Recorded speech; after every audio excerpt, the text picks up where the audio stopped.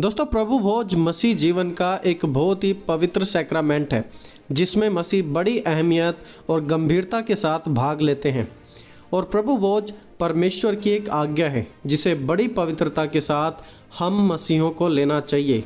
लेकिन आज बदलते समय के साथ कई कलीसियाओं ने प्रभु भोज के महत्व को खो दिया है और अब वो प्रभु भोज को इतना इम्पोर्टेंस नहीं देते जितना उन्हें वास्तविकता में देना चाहिए।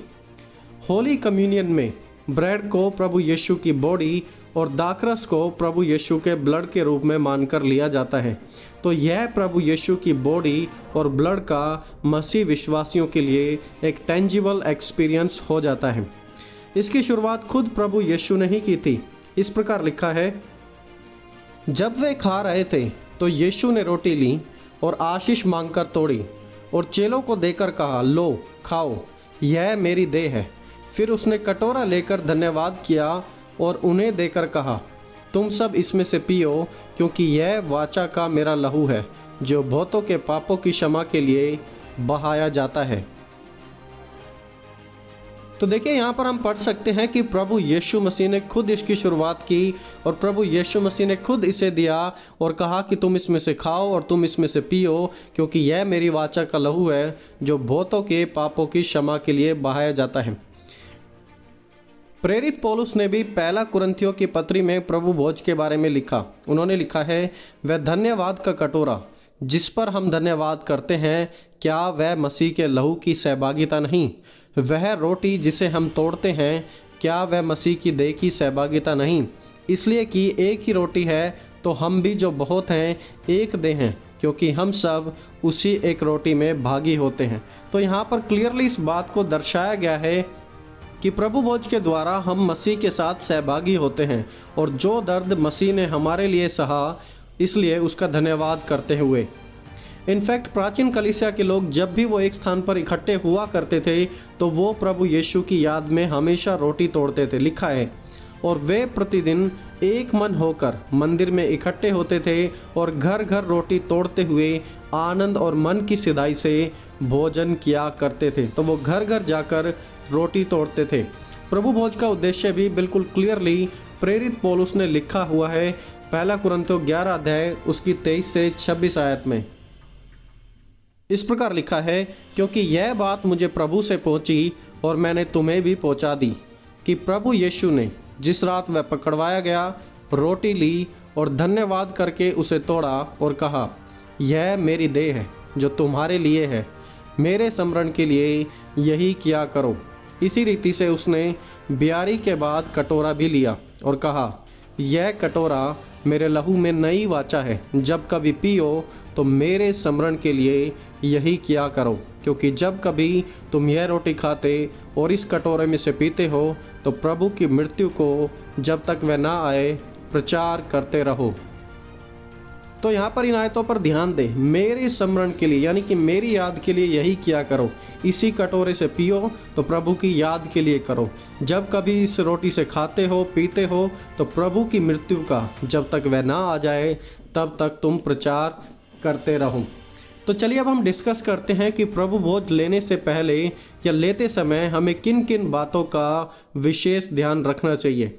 दोस्तों, सबसे पहली बात, reflect on the sufferings of Christ. प्रभु यीशु के ऊपर या प्रभु यीशु के ऊपर जो पीड़ा हुई थी उसके ऊपर विचार करें। देखिए, अधिकतर होता क्या है कि हम सिर्फ परमेश्वर की आशीषों पर ध्यान देते हैं। यीशु के दुखों का यदि कोई सरमन भी अगर प्रीच किया जाता है तो वो सिर्फ ईस्टर के दिन ही किया जाता है। सिर्फ ईस्टर एक ऐसा समय बन जाता है जब हम मसीह के दुखों में सहभागी होते हैं या मसीह के दुखों को याद करते हैं।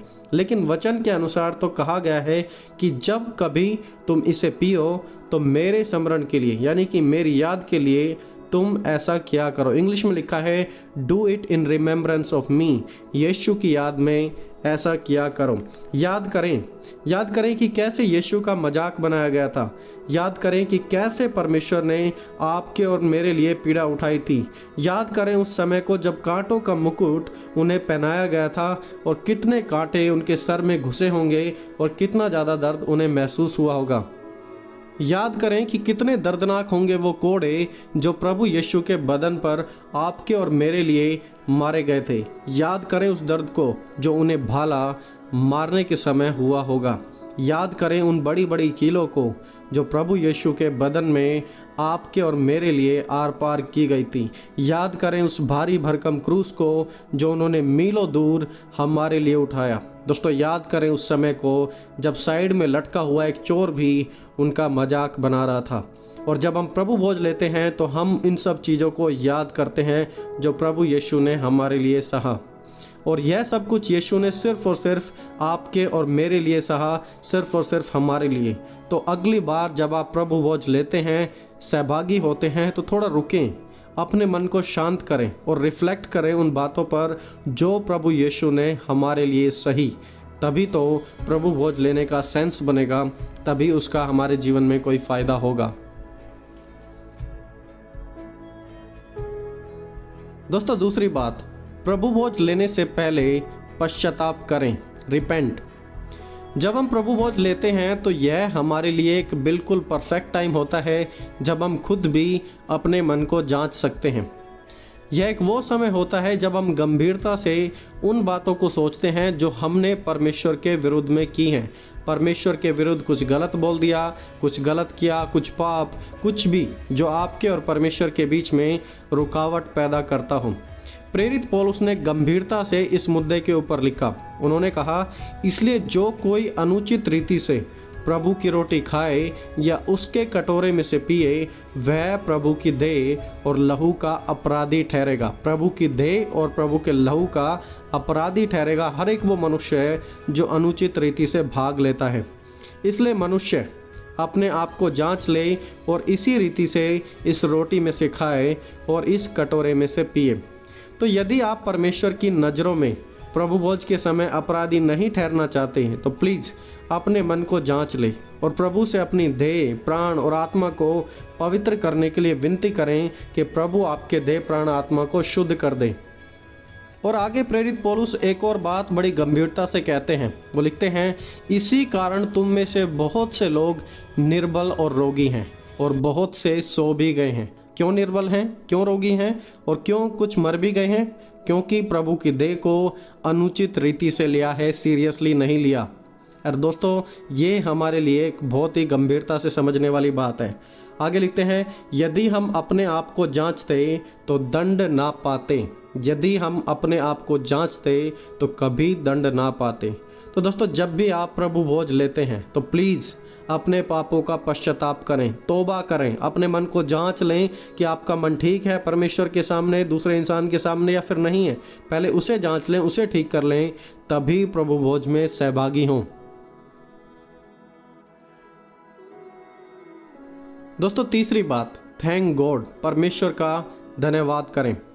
धन्यवाद करें क्योंकि प्रभु ने आपको आपके गुनाहों में मरने नहीं दिया, बल्कि वो खुद आपके और मेरे स्थान पर मर गए।